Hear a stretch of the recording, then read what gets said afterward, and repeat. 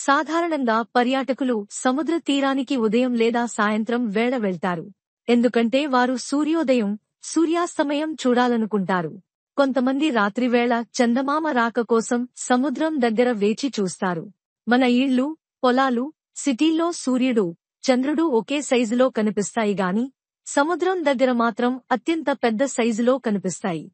అది చూసినప్పుడు సూర్యుడు ఇంత పెద్దగా ఉంటాడా, చందమామను ఇంత పెద్దగా చూడొచ్చా అని ఆశ్చర్యపోతాం.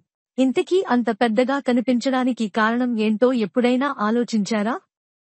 మనం గమనిస్తే ఉదయం, సాయంత్రం పెద్ద సైజులో కనిపించే సూర్యుడు మధ్యాహ్నం వేళ చిన్నగా ఉంటాడు. నిజానికి సూర్యుడు ఎప్పుడూ ఒకే సైజులో ఉంటాడు. మనకు వేర్వేరు సైజుల్లో కనిపించడానికి కారణం మానవ దృష్టి భ్రమ అని పరిశోధనల్లో తేలింది.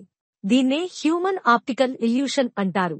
ఉదయం, సాయంత్రం వేళల్లో సూర్యుడి సైజును మనం ఇతర వాటితో పోల్చి చూస్తాం.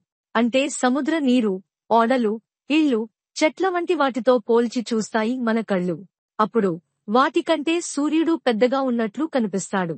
మధ్యాహ్నం వేళ అలా పోల్చడానికి వీలుండదు.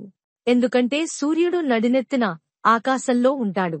అందువల్ల మనకు అప్పుడు సైజ్ కంపారిజన్ లేకపోవడంతో మన కళ్ళు చిన్నగా కనిపిస్తున్నట్లు భావిస్తాయి.